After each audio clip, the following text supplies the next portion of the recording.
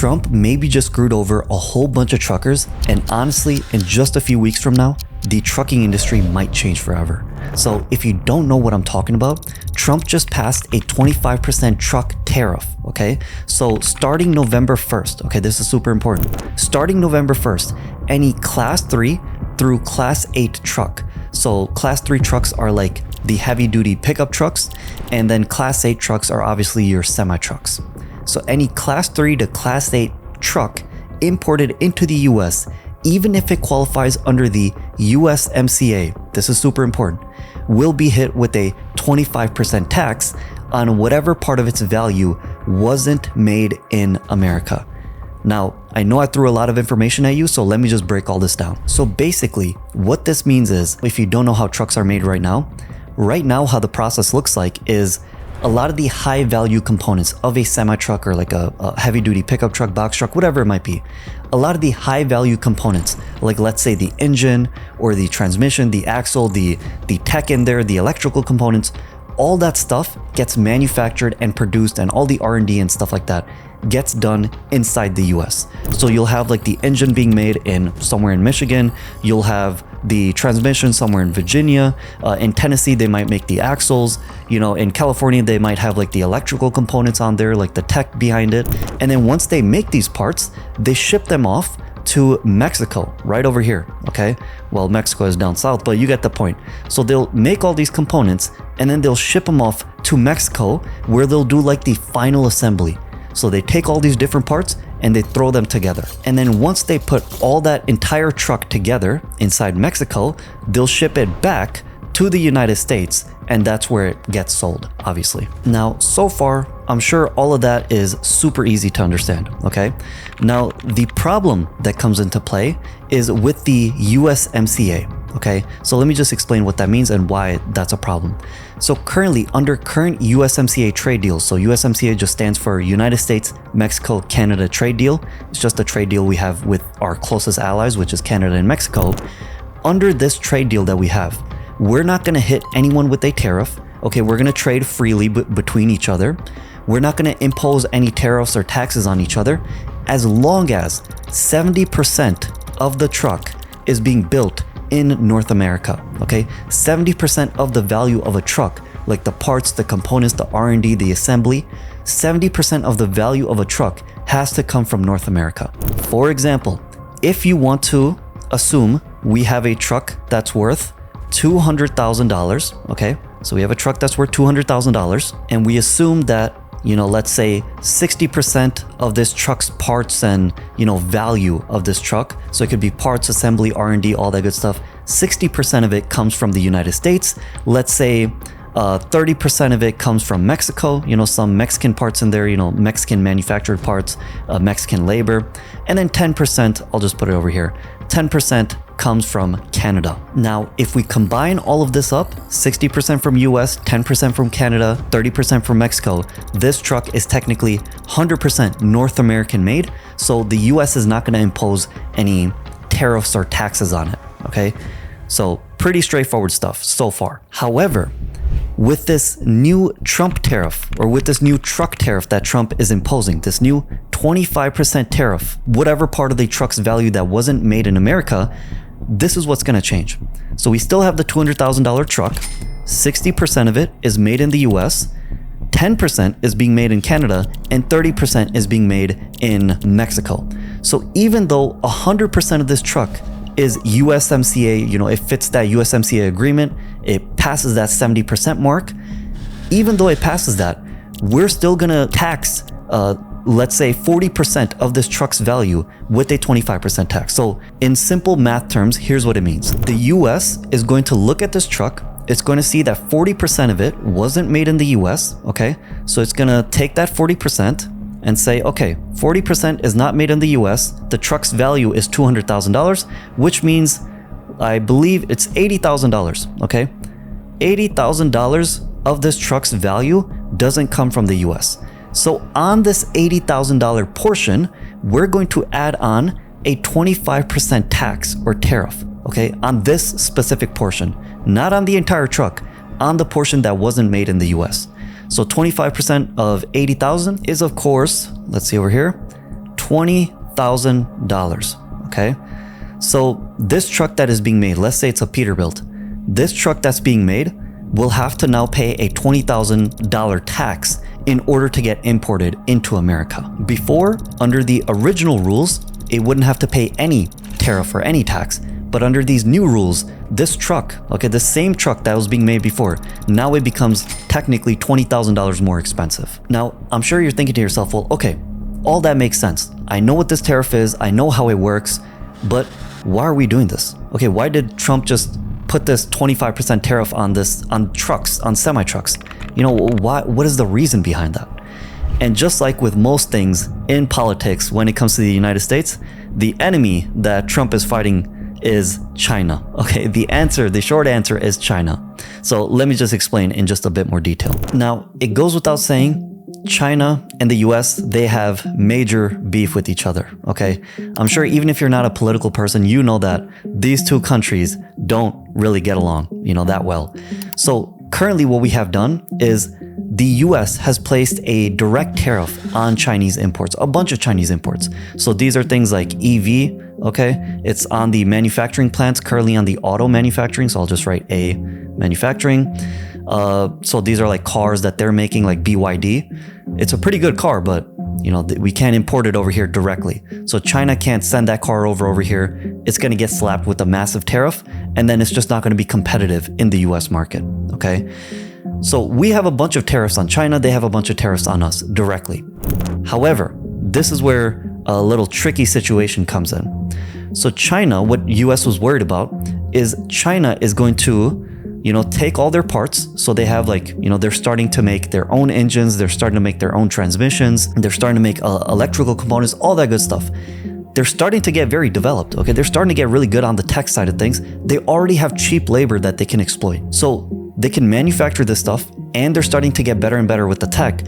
What the US is worried about is that the Chinese government and the Chinese companies, they're going to send all these parts, okay? They're going to send all these parts that they're making and set up factories in Mexico and start manufacturing all these parts and everything inside Mexico, all right?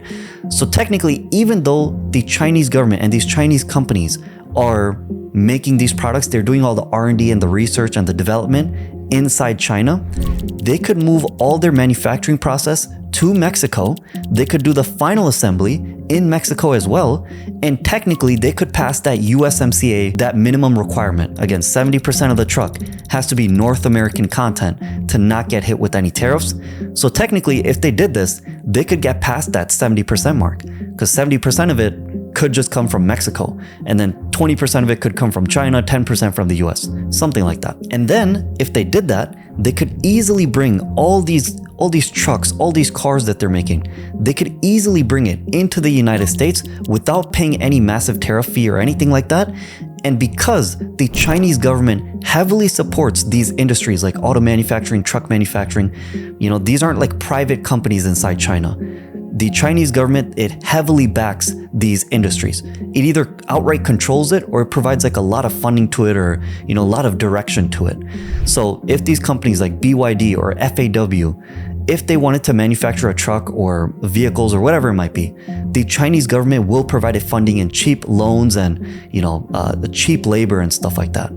So it puts the whole weight of the government behind these companies, which makes it super unfair, because now you're telling, these companies, BYD and FAW, they're backed by the government to compete with private companies, essentially, like Peterbilt, Mack, Freightliner. They're not backed by the US, okay? The US doesn't have a stake in these companies. These companies have to come up with their own money. They have to convince the consumer that they are the proper brand, or they're the best brand. You should spend your money with them. They don't have like the weight and the funding from the US government directly. Whereas these Chinese companies, they do. Okay, so you can kind of see the problem there. They can produce super cheap cars, okay? So they can produce cars for super, super cheap prices. They can produce semi-trucks and just trucks in general for super cheap prices. And they can afford to sell it at a really, really low price, lower than everyone else in the market. So that's what the US government is concerned about. They're gonna make all these parts, okay, in China. They're gonna or at least the development process they're going to have in China. They're going to manufacture all these parts inside Mexico, put it all together, and then come into the US and just flood the entire semi-truck or just the truck market and the auto market. And all those auto manufacturers and truck manufacturers inside the US are going to take a massive hit. They could be eradicated overnight. So basically, the reason that Trump put this 25% truck tariff in place, and he also has done it for the auto vehicles as well, like just normal cars and stuff like that. He's done it for vehicles, and now he just did it for trucks. The reason he did that is to close this loophole, this potential loophole that China could exploit. They didn't do it yet, but they were sending officials over here to check out some factories, so that's what the US got worried about. So that's why they put this 25% truck tariff in place on Mexico. Now, I'm sure that was super exciting for you. Okay, I'm sure you're dying to hear more about how tariffs work and why Trump put these tariffs into place, but honestly, I know what you're here for. You want to know how this is going to affect truckers, how this is going to affect trucking, okay? So I can only give you my predictions, and here's what I think is going to happen. So honestly, there's 3 levels of effect that's going to take place. So there's stuff that's going to happen to truckers, there's things that are going to happen to carriers, and things that are going to happen to mega fleets. Let's just go through it step by step. So let's start with truckers. In the short term, I think, again, this is just a prediction. In the short term, I think that truckers are going to have fewer new trucks to get into, and you're going to have to probably stick to driving older trucks for a little bit. So the truck that you have right now, you're probably going to stick to it for like a couple extra months, maybe a year longer than you're normally used to. So if you cycle through your truck within like 2, 3, 4 years, maybe you have to stick around a little bit longer on that same truck. Again, not guaranteed that this is going to happen, but just logically speaking, this is what I think will start to happen, because again, new truck prices are going to go up because of that tariff in the short term, while companies try to figure out how to minimize the tariff impact. So new truck prices are going to go up. Mega fleets are going to stop buying less and less new trucks, which means you're going to have older equipment to drive, essentially. So that's the short-term effect for truckers. For carriers, the effect is pretty straightforward. Obviously, new trucks are going to cost more money, okay, plain and simple. But at the same time, if you're currently in the industry right now, you're an owner-operator, you have your own truck, your used truck that you're already running on, that might also start to gain a little bit in price. Not a lot, but just a little bit. You might see a little bit of a tick up in price, because again, new trucks are getting more expensive, so more and more people will look into the used truck market and try to find a good used truck. So again, if you're running 1 to 5 trucks, you have a small operation, for you so far, it's nothing bad is going to happen, okay? It's mostly going to be a positive effect for you. However, for mega carriers, okay, mega fleets, I think in the short term, they're really going to get hit. They're going to get hit the hardest out of everyone else, because usually these mega fleets, the way that they grow is they lease or they buy new trucks. Okay, they don't really mess around with used trucks. They lease or they buy new trucks only, because they're not going to have that option anymore. Or if they want to do it, they're going to take a bigger hit. It's going to cost them more money, and they're already running on super razor thin margins. So they're going to start to grow less and less. There's going to be less capacity in the market, which is good. We need to get more capacity out of the market, okay, so rates can come up a little bit, because there's too many truckers, too many owner-operators in the market right now. But they will start to grow less and less. They're going to get hit the hardest, and they might even start buying used trucks more often, okay? Or the trucks that they currently have, they're going to use them around more often. Okay, they're going to keep them around for a little bit longer, maintain them a little bit better. It's in their best interest to do that. But again, that's just the short term. In the long term for truckers, again, this is what I think is going to happen. Since there's going to be a tighter supply of brand new trucks, I think honestly, mega carriers, they're going to start to work you more often. Okay, so if you think your job is hard now, I honestly think that mega carriers are going to try to milk you dry. Like, they're going to work you more often. They're going to try to make their capacity, or like their fill efficiency, whatever they call it. They're basically just going to make sure that you work literally every second, every minute, every hour, trying to get the most money out of you for the amount that they're paying you, okay? And same goes for their trucks, trying to make sure that their trucks last as physically as long as possible, so they don't have to go out and buy new trucks as often as they do. So not a great sign if you're a trucker, okay? Again, this is just my theory. It could be completely different. But then for carriers in the long run, I think it will be mostly a positive sign. Again, fewer trucks on the road, because mega carriers are buying less and less new trucks. Their probably expansion growth probably shrinks a little bit. Also, if new trucks get more expensive, that means new people, new truckers, new owner-operators don't want to get into the market as much. So we might also see less new people joining the industry, less new owner-operators joining the industry, which again is really good for now because capacity is already too much. We have too many truckers in the market right now. So fewer trucks on the road, which will equal better rates. Okay, hopefully that's the plan. And then finally, for mega fleets or mega carriers, in the long run, I think they're going to start to spec their trucks with more US parts. So when they go to eventually buy their new trucks or lease their new trucks, they're going to make sure that there's more US parts or US made engines, US made transmissions, axles, tach, all that good stuff. Like the high value components, more of that, it has US parts made in there. Because again, they want to avoid those tariffs as well. They don't want to, they don't want to suffer the consequences of manufacturers having to pay more money to get foreign parts in that truck. So they're going to start to spec with more US parts. Plus, instead of growing through expanding their fleet, they might start to buy out more and more small companies. So instead of growing directly, by buying more fleets, they might grow by acquisition instead. Now, with all that in mind, okay, how are you actually supposed to win? How are you actually supposed to succeed if the industry starts to look more and more like this, like what I've laid out? Well, for truckers, your win condition, your strategy to succeed in this new industry, if we start to head in that direction, is to obviously take care of your current truck, okay? I'm not saying you need to baby it, but be more aware of how you're handling your truck and, what you're doing with it. That's very obvious. So take care of your current truck, expect to be on that truck for a little bit longer period of time, and on the side, this is super important, you need to level up your skills. Okay, I'm going to talk a little bit more about what I mean, but you need to level up your skills. You can't just rely on this one job or one position. You need to start looking in other directions as well. For carriers, your win condition, your strategy to succeed should be to not buy new trucks. I don't know why you would anyways. Okay, if you're a small truck or a small fleet, you don't need to buy new trucks. You need to start looking into buying used trucks. How do you evaluate used trucks? What to look for, what are the red flags to look for? Buy really good condition used trucks, learn to repair and maintain them yourself. That's a massive skill to learn.